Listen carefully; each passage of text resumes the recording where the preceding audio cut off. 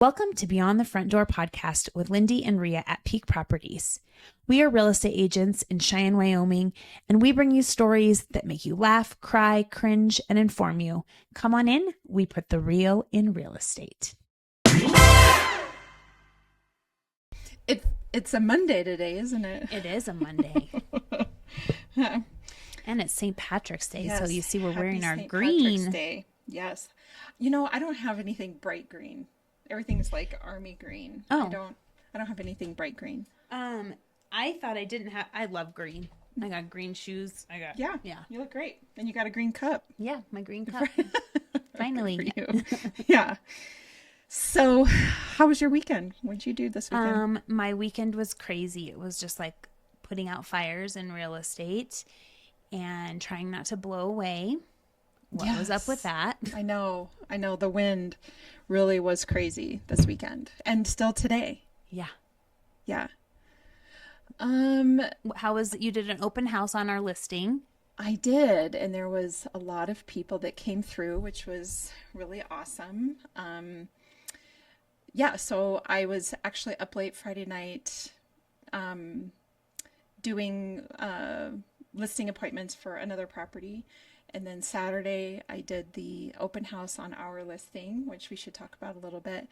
And then I shut my brain off for the rest of Saturday just to give it a rest because all week last week, I feel like I worked till 7, 8, 9 o'clock at night every single day, which is why it's the you and me today, the you and me show, because we don't have a guest today. I didn't have time for that last week. But my husband came back from Texas. He was there for a week for training. And so he got back Saturday night and we were supposed to go out and celebrate St. Patty's Day, but we were both like, no thanks, we're just going to stay home.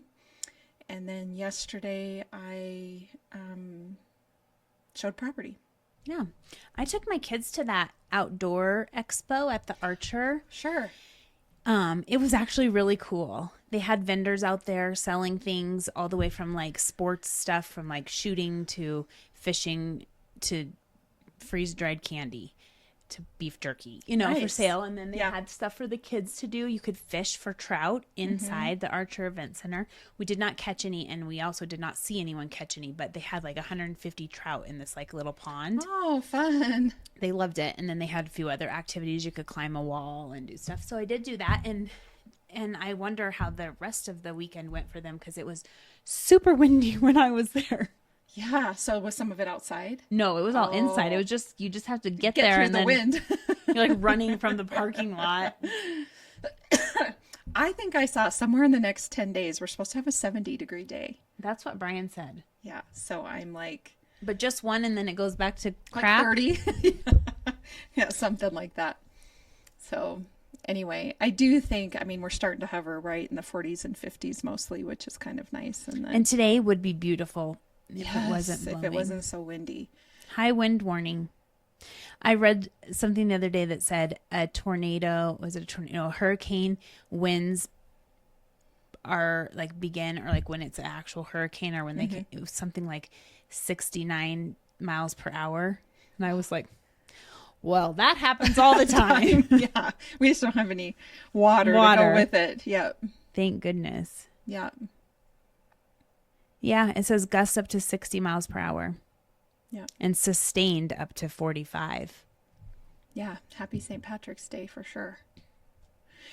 So we were just discussing what we wanted to talk about today. And I was saying, just because I've had quite a few people list their homes this last month, but really just over the last year, and maybe even since the pandemic, I would love to have a conversation about valuing somebody's property. And as homeowners are, kind of coming off the fence and maybe selling their homes because interest rates have been down in the high 5s and low 6s. And so I think that's going to be happening more and more, at least it seems like it. And so I would really love to revisit, I guess, and get your take on, or just explain, I guess, the CMA process and why, when it comes down to actually the list price of a home, what all is entailed. So I just wanted to touch on that as we're having those conversations. So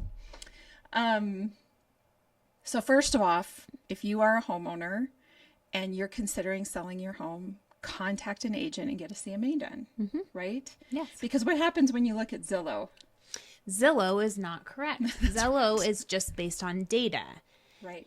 So this actually was a topic I wanted to talk about also, because I think there's like two parts in selling your house. It's the data and the stuff that we get from our CMA and what your agent tells you. And then there's also this human aspect of it that we can't quantify. We can't, and we don't know because we're not psychic. You know what I mean? Right. Like, we don't know that just the perfect person's looking right today and that's the house they're looking for. And for some reason, that's why it sells sold in one day when, So there's just two parts of it. But yeah, you call them to get a CMA because you want to know what your home is worth before you start looking at other homes. So a trend I'm noticing as I'm visiting with homeowners is that if you live in a particular neighborhood and you're looking at the style of your home, maybe you've made a lot of updates to it, maybe you haven't, whatever the case is. And then they're looking at another home that they feel is comparable to theirs, but it's in a completely different neighborhood. And so I think what happens and I would say that I was probably this way before I came into real estate as well, is that I think that it's easy to think, well, I'm a buyer and I'm going to look in this price range. And so I'm looking out across all neighborhoods, but not all neighborhoods are created equal, and that there can be a fairly significant price difference depending on the neighborhood that you're looking at. But I think we just sort of go, well, my house is comparable to that house, and so this is what I would like to price it for. So I'm wondering if you would talk a little bit about what you're noticing, and I of course I can add into, but how appraisers, like what are the main things that appraisers are looking at when they're... So I always tell a seller when I'm first meeting with them, our CMA is like a mini version of the appraisal. So the appraisal is much more in depth, and that's all they do is appraise properties. So they also have extra knowledge. Yeah. So we look at first of all, you have to look at your home, and we first do a radius because it's not the entire town. So the way I do it, everyone probably does it a little bit different. If it is in town, I try to stay in a 1/2 mile radius of your house. Sometimes you do have to go outside that radius because you can't find the comps that you need if there aren't any that have sold in the last 6 months. So number 1, homes that have sold in the last 6 months, and number 2, within a 1/2 mile radius. If you're in the county, I do a 5 mile radius. Okay. So you're not comparing a property from Saddle Ridge on the east side of town to Western Hills, or I'm trying to think of a neighborhood over there. Sure. On the other side of town. You are comparing them to Point. Right. For example. Yeah. You're trying to find a property that's most similar to yours. And so, I start with those radius, and then it breaks down from there on like the style of your home, the age of your home. You can't go compare your home that was built in 1960 to a new home that was being built. And appraisers even if you've remodeled it. Even if it's like, it's almost like that. Yeah. It's not. And appraisers are not going to do that. So, for real estate agents who are learning appraisals or trying to figure this all out, I honestly think it's really helpful to do like broker BPOs. So banks, it's coming back more now that there's going to be more people foreclosing and that kind of stuff. But that's what a bank would do. And they give you like very specific guidelines, like the 1/2 mile, because they won't even go outside of that. Yeah. And you put them even in their program and it will reject it if it's like too far away. Oh, interesting. Can make it really hard sometimes to find comps for it. But then you're going to look at the style of the home.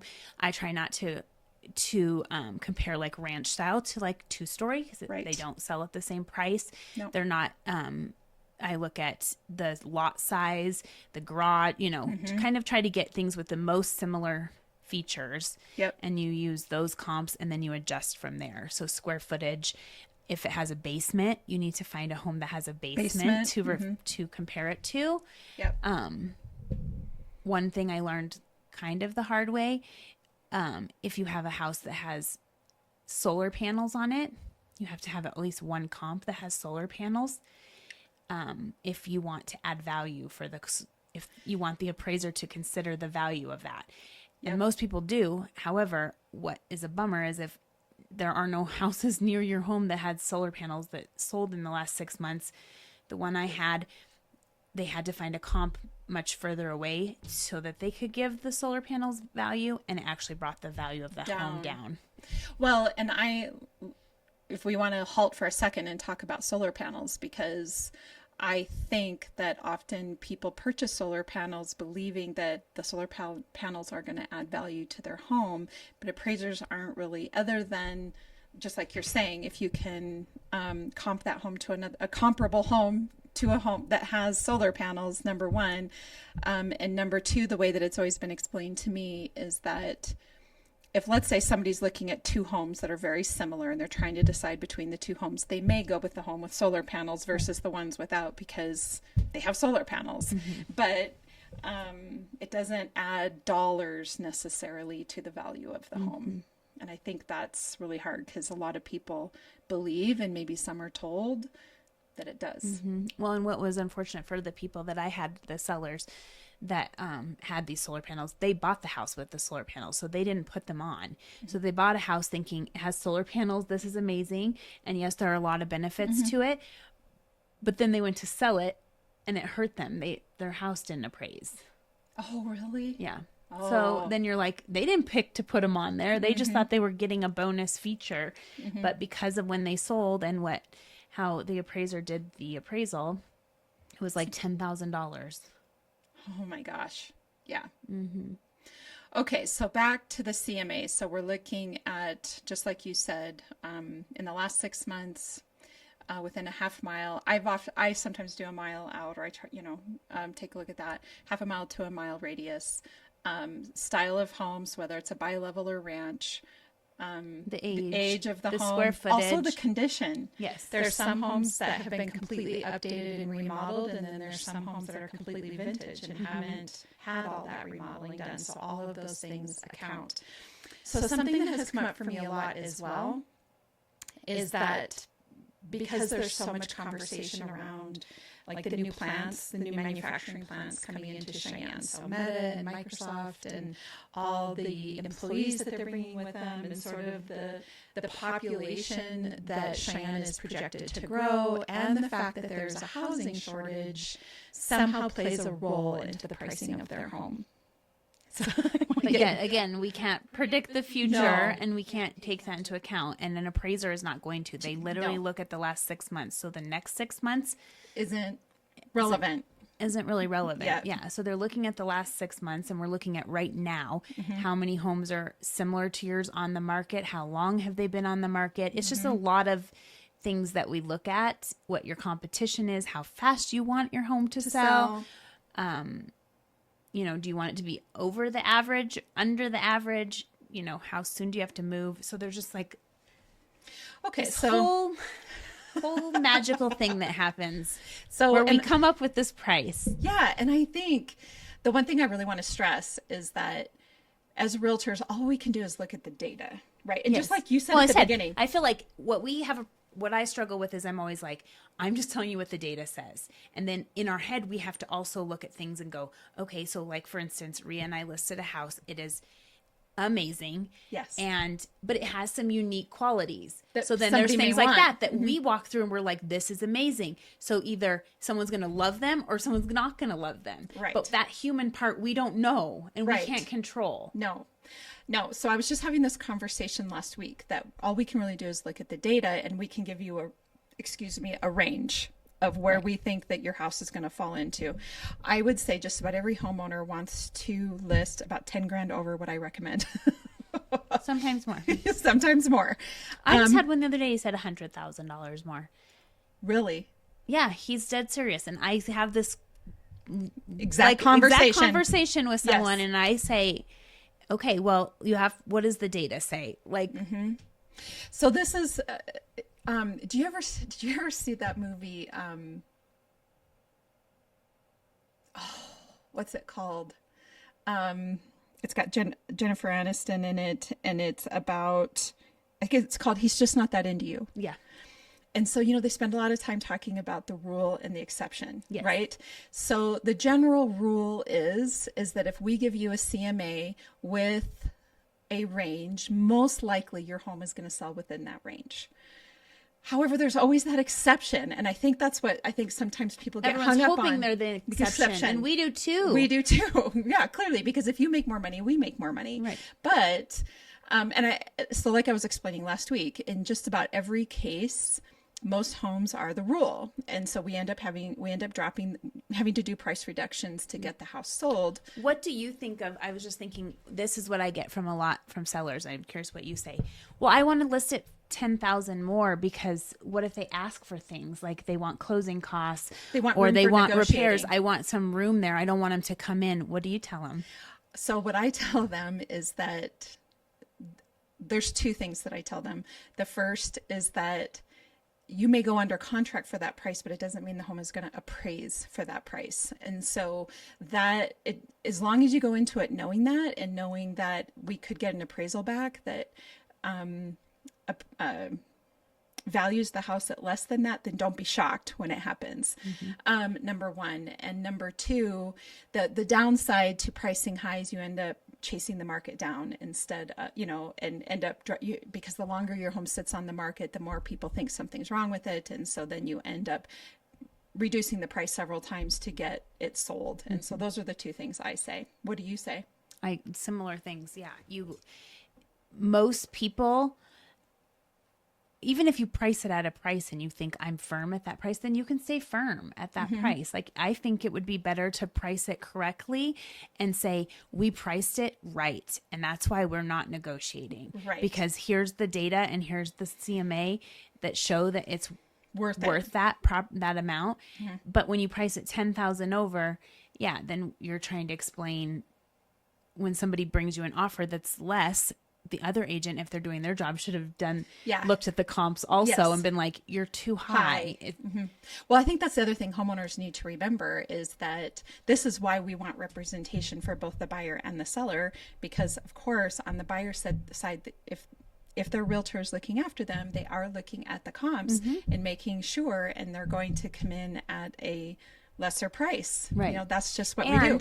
Would you rather have listed at the price that they're recommended, or that's recommended that we feel like we would get offers at, or go 10,000 and sit there with no offers? I'd rather have an offer that I can negotiate and maybe get somewhere, even if they do come in lower than the asking price. Maybe you negotiate and back up.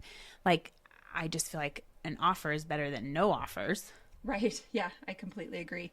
Although so that's the rule. But then if we go to the exception, I had a property that I listed last summer, and the hard part was it was a very unique property, so there weren't really good comps on it. And the homeowner had met with a few different realtors, including myself, and we were all coming up at a pretty much the same price, even, doing our best to make do with the comps that we have. And she wanted to list it for more than that, for 50,000 more than that. And guess what? It went under contract the next morning and it appraised for that. So so when we're talking about the rule, so that's versus when we the feel exception. like idiots. But that's where I'm talking about. We don't know everything. No. All we're doing is looking at data, and then you have this human element over here, and you don't know the situation. You don't know if someone was just waiting for one in that area. Yes. That just happened that day that buyer saw the property and was like, I want it. I'm in love. And it could. And actually, so I will tell you, in that particular instance, there were many people interested and were willing. I even had, like one cash offer. So in that particular case, and then I'm thinking to myself, well, did we list it for high enough? But thankfully my homeowner, she was like, I'm good with this. Like, this is how it is, but that is really the exception. But it's all a game. And then you have to decide, are you going to try to list it high and hope and pray that it doesn't just sit there, or list it right? And I'm not going to lie, probably 95% of the time people regret listing it high. Yeah. They're like, I shouldn't have listed it that high. I should have listened, because I would have been under contract, because by the time you sell, it's at the price that, or close to that price that we recommended. And not all the time. That's an example. Well, and if you think about, if there's months that it sits on the market, you're continuing to pay the expenses associated with that home. Yeah. So then you need to add up your utility costs, your mortgage payments, and you think, add those all up for 6 extra months. Instead of paying those, adjust the price to the right price. So the other thing too, and I've heard this a lot, and I'm finding this to be true, is that oftentimes people are listing their homes for an amount that they financially need in other areas of their life instead of for the amount that actually the home is worth. And let's face it, it doesn't really matter that we can tell people that Wyoming doesn't necessarily report into the same areas, so Zillow isn't completely accurate, but everybody's still looking. Everybody is still, valuing their homes themselves and then setting their heart on a price. And that's why I always tell everybody, you got to visit with a realtor and get a CMA done. They're free because Zillow just isn't going to be an accurate representation of that. No. And for those who don't know, Wyoming does not share our sold data.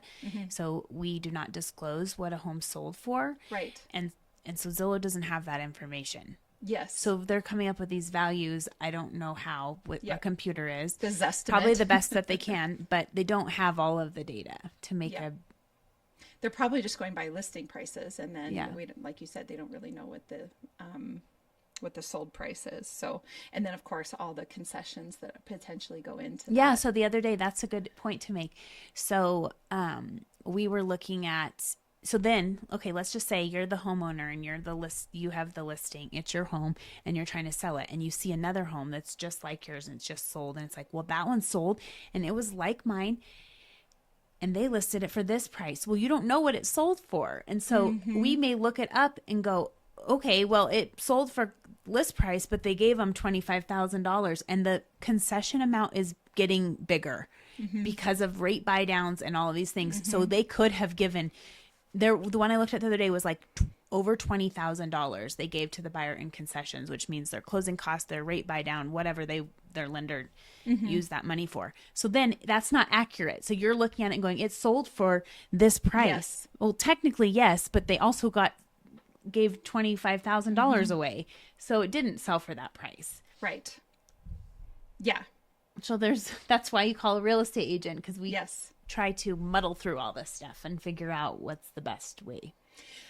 I think too, the thing that's hard for me is if I list a house for somebody and they want to list it for higher than I recommend, and I am working hard to help them get their home sold, doing all the things I need to be doing. And then if they feel like I'm not doing enough, right, because their home isn't sold yet, but it feels like that to us too. Trust me, like we're all sitting here going, what else can I do? I got to do more. Yes, you're thinking, well, I can do more. So if they're sitting there thinking you're not, I always tell people too, if you think I'm not doing anything, then I mean, that's probably because I'm doing a bad job of showing you what I'm actually doing, because I'm really just working hard behind the scenes and trying not to and nobody's accused me of that. Nobody's accused me of that, but I feel like that. You're thinking like, if it doesn't sell fast, then I'm doing a bad job. Yes. And it's not. It's the real estate market that we're in. We only have control over if we had control over people buying houses, we would have them buying houses and we'd have them buy yours. That's right. We want to help you sell your home, and we want you to accomplish whatever goal or dream that you're trying to accomplish. But the number in our head versus the actual value, I am finding, are two different things, and it just makes it and then there are, like you said, there are some people who know what amount they need. Let's say I said I need $200,000 from my home to put down on another home because this is what I've figured out that I want. And so they might come and say, I have to sell it for this much. We're not saying we won't try to sell your home for that. It's just, you have to know your expectations have to be there and the reality of things. So that's where I'm usually like, I get where you're coming from and I want to try to get you that much. But here's the situation. Well, I'm glad to be having this conversation because it's one that I've been having a lot lately, and just helping homeowners get their homes sold, and I guess just really expressing that we are, we're doing the best that we can in terms, like you say, of looking at the data, but also understanding the human element of it. And, those two things coming together, and how does that make your because how many times have you listed a house and then someone goes and gives you feedback after they showed it and they say something and you're like, what? We don't sometimes even think of the answers that some people may give you. They were looking at something totally different, or they want something very particular in a house. So they look at it and they're like, it doesn't have this. And then They don't want it. You know what I mean? So- There's certain things we're just not going to know. Right. And it's not, as a homeowner, I would encourage you to not take that personally. Yeah. Right. Like, I think everybody's so and as am I, right? You're emotionally attached to your house. You're putting all that, have all these wonderful memories in there. You've put so much time, sweat, and tears into it. And so then when somebody comes in and says, your closets are too small, or I don't like the layout, or I don't like this particular kind of carpet. My favorite thing though is like when they do pick something that's like, you can't change that. Like, No. I don't like the layout. Cool. I can't there's change nothing we the can do layout. about that. So at least it's nice when you get feedback that's like, the carpet is old. Then you can go, okay, well, we realize that. We would give an allowance to replace the carpet if that's the only thing, or you don't like the color of the walls. Those can be fixed. There's certain things though we can't change. It just is No. what it just is what it is. Yeah. And it's okay as a homeowner that it's sort of like expecting everybody to like you. Yeah. Not everybody's going to like you. You're not everybody's cup of tea. Have you ever, we should have Tony Marquis on again. Have you ever heard him talk about the personality tests and what he thinks that people buy? I tried it. So I have a house right now that has that golf course. Yeah. The golf putting green. Oh, yeah. I'm like, maybe I should be marketing this to golfers. Yeah, absolutely. Well, and I mean, I know that, but you have to think of like-minded people, like people who are like my seller. I'm kind of curious if that would be true. If other agents would say, yeah, if you knew the buyer and the seller, are they similar? Do they, right? The way they the think, same, and because they're Tony attracted talked about to this. Yeah, he talks about like what Yes. homes they're attracted to, and like Similar people are attracted to similar homes, right? right. Maybe that's why. Maybe hopefully you get good neighbors whenever you move into a particular house, because those neighbors are kind of like you. Yeah, hopefully. But yeah, Tony says he's like used it and like ask them have them do this personality test, and then you market to that. That's a good idea. That type He did of talk person. about that a little bit when he was on here last, didn't he? Yeah. Interesting. Well, yeah, I think that's about it when it comes to CMAs. I just wanted to, I guess, re-educate everybody and just talk What's frustrating as a real estate agent is because we don't know everything, and we try our can't. best. Yeah. However, I'm always like, if I came to your job and just like you told me your job and I said, how about no? How about this? And you were Right. just like, what? I'm the one that works here. Yeah, like I sometimes that gets frustrating because it's like, well, I haven't been doing this for 12 years. I guess I don't know what I'm talking about, because that's how it feels. Because I wouldn't come to your job and tell you what I think you're doing wrong, or what is incorrect with what you're saying. And same thing with your paycheck. Right. I was this last weekend, Brian called me frustrated because he's a police officer, and so sometimes he has to vent about things, but it was some call that he had and he was venting about it, and the whole time like I feel bad, like being a police officer is really hard, but the whole time I'm thinking, how would you feel if that happened? And then they also said no money. Right. Also, this happened today and you're not getting paid today. Or tomorrow, or I don't know when. Yeah. You know what I mean? Yeah, You're like, that's a good example. you're like, I don't think people realize that about real estate agents. It's like we work and work and work, and there's a chance that we don't. I mean, I have the example this week. I'm supposed to close a house on Friday, and they backed out 1 week before. 2 weeks ago, same thing. I was supposed to close, and I had the seller, the buyer backed out. No, like I feel like people don't realize that can happen. Right. And it really shouldn't happen. Like, I've also actually had a transaction. I feel like it's happening a lot right now, and it does kind of go in waves. And I do think that is, again, the human element that we don't know. Buyer confidence. And absolutely. And it does seem like everybody's been pretty confident over the last few weeks, which is really interesting. But I think it's just because of everything, happening on a national level, and depending on which side of the fence you're on in terms of politics. But here in Wyoming, this is a red state, and so everybody's feeling pretty comfortable about the economy and sort of the future that our president is taking us in. And so I think we've had some, definitely buyer activity has picked up over the last few months. So, but I think you're right. But back to, bailing on a transaction before before closing, I mean, like I always tell everybody, it's during the inspection period that's really your chance if you're going to, cut loose on a house and decide not to buy it. But after you get through that and all the repairs have been made, then it becomes much stickier if you decide to bail on that. And you'd usually explain that to the client, like, we're coming upon that date. This is the date after this. Yeah, there's no looking back. Yeah. And while people aren't traditionally suing people over breach of contract with real estate, it doesn't mean it can't happen.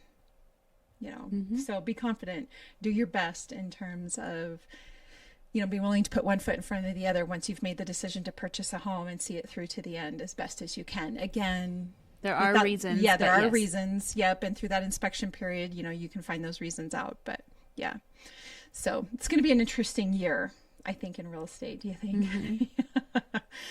Okay, so as a final recommendation to everybody that is listening, if you are considering selling your home, talk to a real estate agent. Well, talk to us first of all, because we will be straightforward with you and tell you exactly what we think.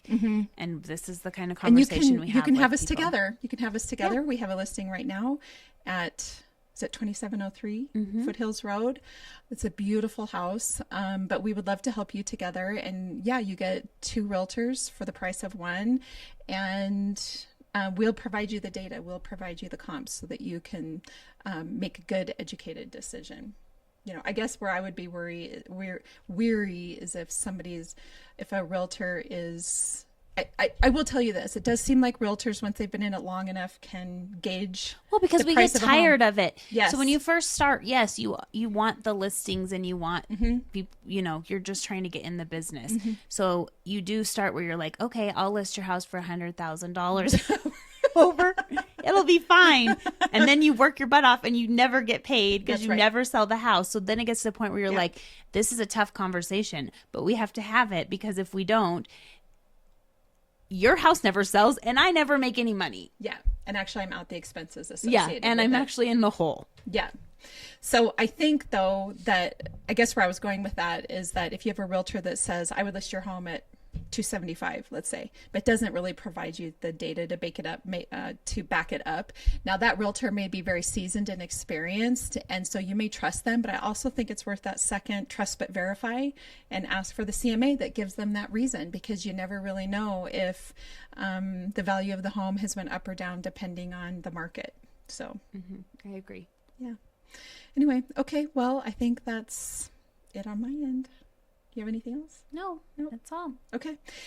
So thank you all for tuning in. And as you know, Lindee and I are realtors. So if you're looking to buy or sell, we would love to help you with that. You can find us at www.sellcheyenne.com and all of our social media channels, as well as Beyond the Front Door podcast on YouTube, Spotify, iHeartRadio, and Apple Podcasts. We hope you have a really great day. Yes, thank you. Yep.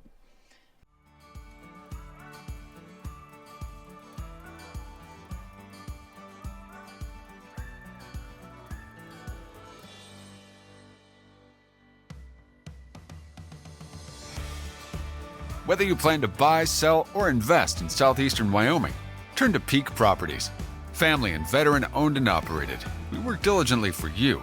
Unlike other larger companies, we take time to learn about you, understand your specific real estate needs, and remain easily accessible if you have any questions. Being a veteran and family-owned and operated company means a high level of commitment, trust, and loyalty. Our family culture sets us apart. We work as a team. We develop not just professional, but personal relationships with our clients. When you choose Peak Properties, you become part of our real estate family. Looking to relocate to Wyoming or just move across town? Peak will be there for you every step of the way. Recognized for excellence and dedication in the real estate profession, we're proud to be one of the most trusted and knowledgeable names in our industry. Let Peak help you find your dream home or investment property today. Our agents will make sure you're informed and listened to as they guide you to fulfilling your real estate goals. Reach out today. We have sold and purchased several homes through Peak Properties, and each time I've been impressed. They are great about guiding us in the right direction and always being in our corner. Peak Properties. Let our family show you the way home.